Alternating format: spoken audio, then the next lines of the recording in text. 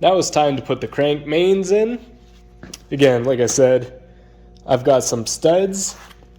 This is only a 2-bolt main,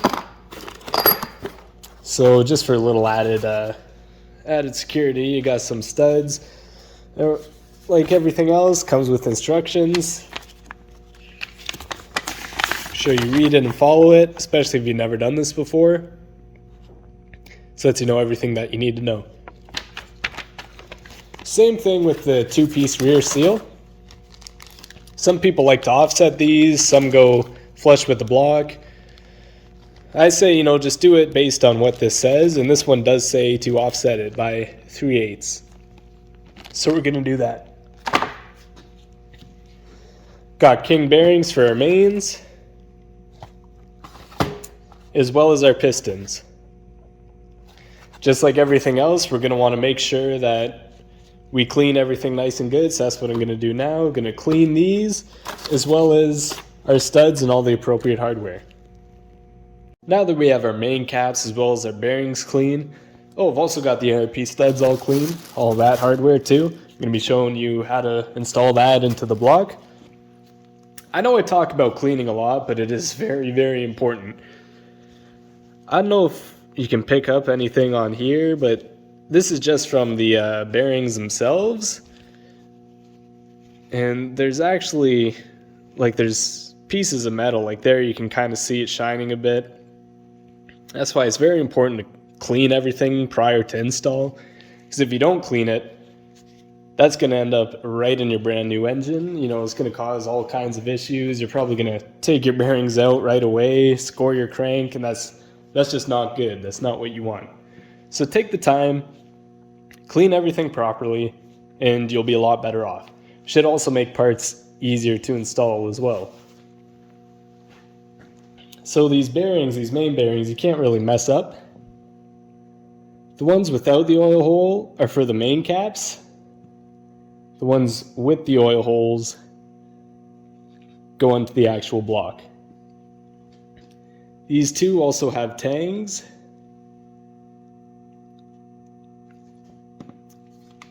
Which just go onto the mains themselves there. Going to go ahead and do that. Also, you do not want assembly lube underneath your bearings. Do not do that. These again, just press in, nice and simple. Make sure that it is flush. Just start it in the tang and just press down.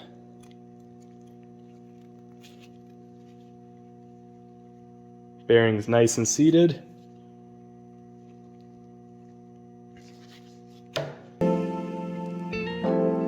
I like to keep everything in order too. Just makes it easier for this part. Just boom, boom, boom, go, go, go. Another reason that I like cleaning everything, it gives you a chance to really inspect your parts. Make sure that everything's in line, nothing looks out of order. So that can happen sometimes during a manufacturing process as well. But it's on you, the assembler, to catch that. Usually most manufacturers are pretty good with, if it's their mistake, they'll just replace it for you. So there's the main caps. Now we're going to go ahead and do the engine block. So I'm going to go ahead and install these main bearings first. Just so that way, it's easier to press down without studs in the way.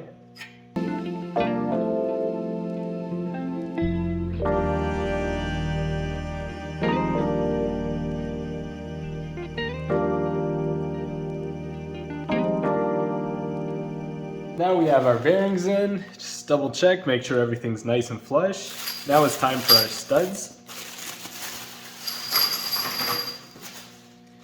Now ARP says to do these just hand tight only. The other thing you'll want to make sure is make sure all your threads are clear on both inside the block and the thread of the bolt itself, or the stud itself. And you can use Loctite on this. I'm gonna opt not to. I trust the studs the way they are. Feel pretty good about these. They're going in nice and easy. Now studs versus bolts is just kind of personal preference. I don't think I'll be driving this thing to where studs will kind of really be necessary, but I'm just building this for more longevity than anything. I'm just trying to, you know, build it once, build it right, and hopefully not have to open it up at all or reassemble it. Now I'm just gonna go double check, make sure everything kind of feels the same.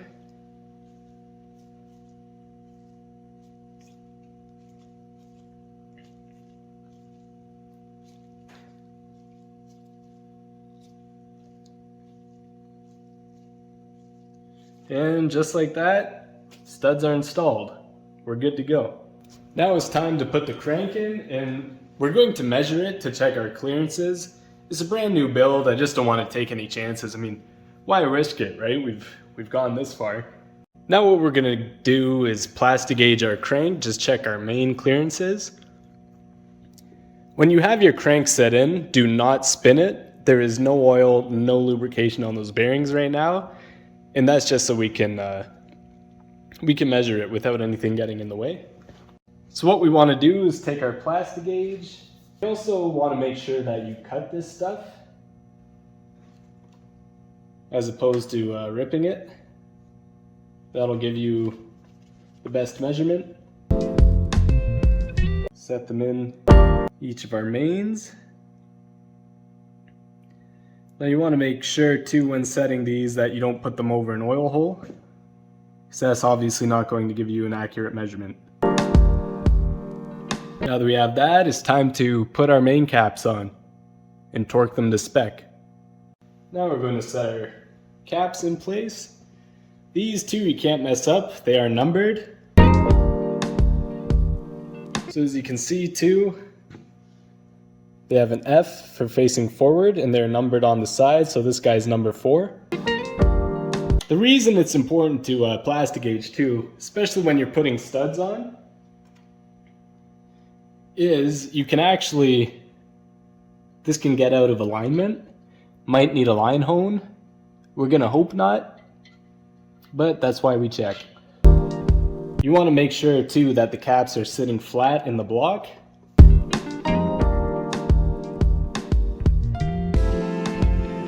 Now I just want to make sure that they're all seated.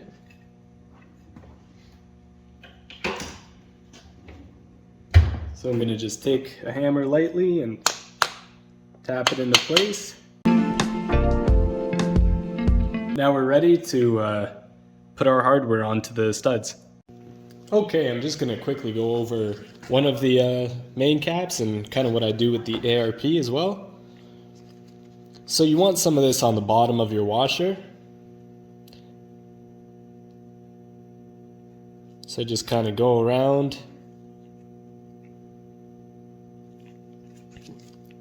A few dabs.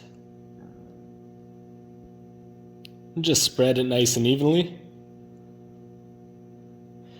Even though this is just the mock-up, like checking, you're still going to want to do this step.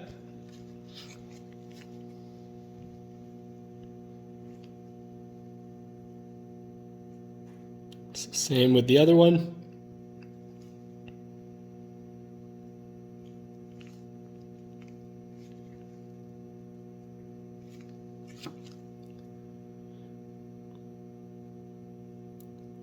This is all going to be torqued to the proper spec too. That's why I'm applying this. Because this actually helps get you where you need to be.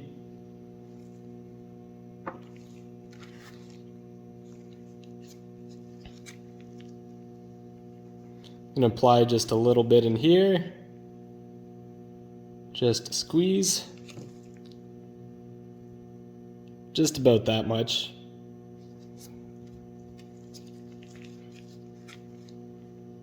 Same with our other one.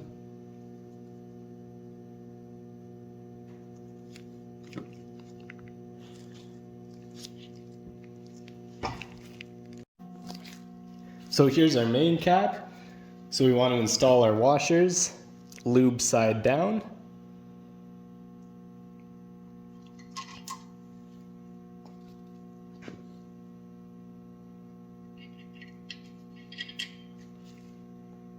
And then I just kind of take some of the leftover ARP off of another main stud and just smear it along the bottom, just like so. And then before putting it on, I just take the ARP just all the way up the thread. Just a light amount, about that's good. Then I'm going to start just hand tightening this down.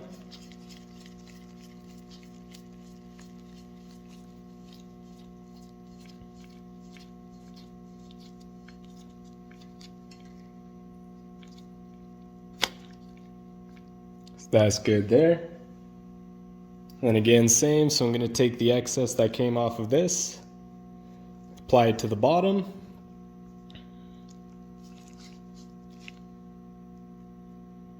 Spread it around nice and even. That looks pretty good. Put some ARP lube on the thread all the way up the stud. That's a good amount there. And again, just to get it all started, hand tighten.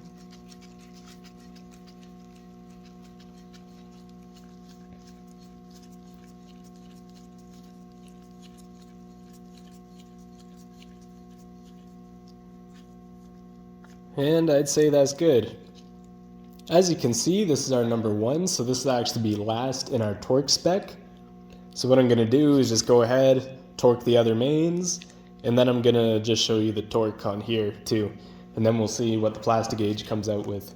ARP says for these main studs to go to 110 foot-pounds in 3 equal steps. I do believe that the main bolts, if you're using bolts, it just goes to 95, but for the studs it's 110. So 3 equal parts. So my first one I'm going to do here is 36 foot-pounds.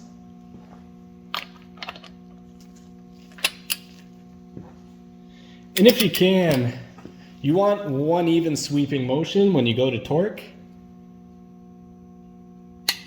Like that.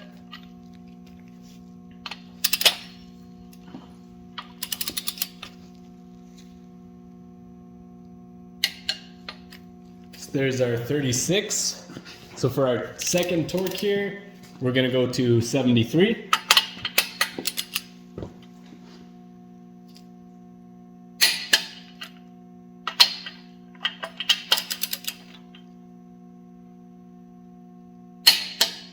And now for our final torque, 110.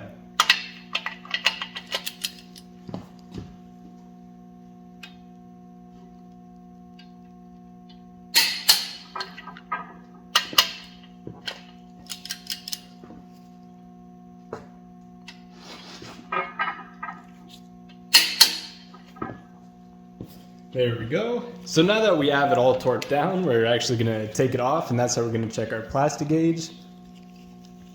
I like to always use a breaker bar first, go by hand, just to kind of get her loose.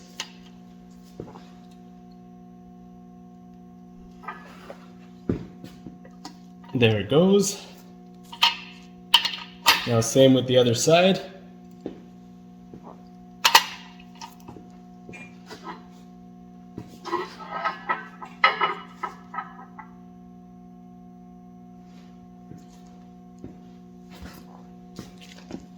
Just like that. So obviously removal of the nuts as well as the mains themselves are just reverse order that they went in.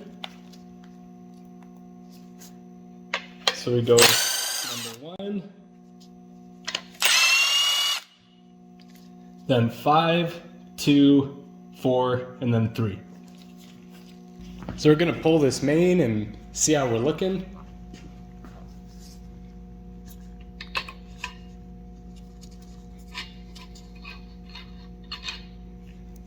That looks pretty good. Now we're gonna check it. So this here, if it'll focus, whatever it's crushed to, that's our measurement. So we check it here.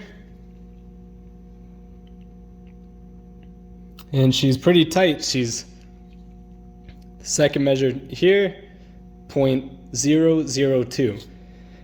In the book I've been reading, that's kind of what you're aiming for, between that and even 0.003. Your number 5 might be a little bigger, and that's okay too. Consistency is kind of what you're aiming for. So I'm just going to double check the rest, and as long as they're good, I'm going to continue with the build. Now that we know our clearances are good, it's time to throw the crank into our block. I'm just going to show you the materials I'm going to be using. Going to use our ultra slick engine assembly lube for all our bearings. Going to use some multi-purpose grease just for the end of the crank so no RTV sticks to it, as well as the rear main seal itself just on that inner lip there. Hopefully it'll help kind of, make a better seal and swell up a bit. And also, this is pretty much just RTV. It's just kind of industrial grade. This is just for that rear main seal as well.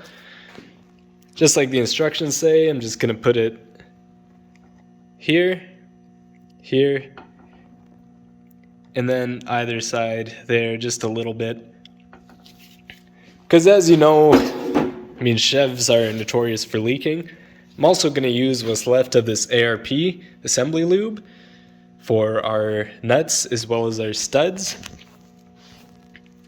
This isn't something I'm going to talk through when doing it, so I just wanted to explain what I'm doing beforehand.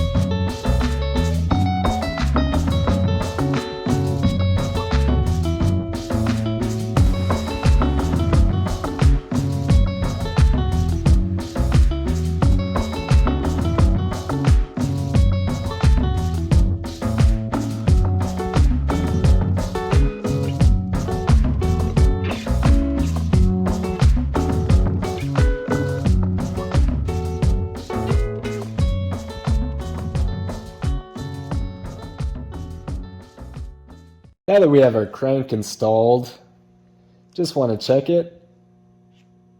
As you can see, it turns really nice, which is a good sign. I don't hear any sort of binding or cracking. There is no binding when turning this over either. Most people, I see a lot of videos, and usually people would say, okay, you're good to go, but I'm going to show you something that's quite often left out, and that is your crank throw. I'm going to show you kind of what that is and how to measure it. So pretty much crank thrust or throw is how much the crankshaft moves back and forth. The way we measure that is, guys have ways of seating this too, but pry the crank forward, then backwards. But I'll show you how to measure it. A lot of people use a dial indicator, but I don't have access to that. So we're going to use a feeler gauge, and we're going to measure right here. That's your thrust bearing at your rear main. So what you want to do is put your crank forward, the thrust, and then you can check that measurement with a feeler gauge.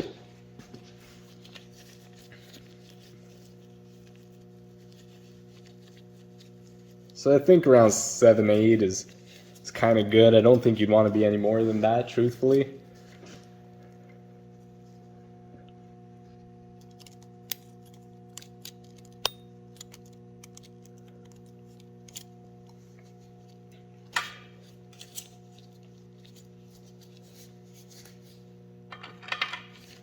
Again, so pry forward while you check this.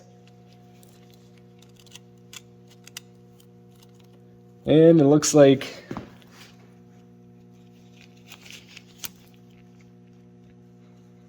we are 0.007. So I'd say we're good, right, within spec where we are. Now the next step for this is going to be putting the pistons in. And before we do that, just like the crank, we're going to plastic gauge all the connecting rods and just make sure that everything's within spec too.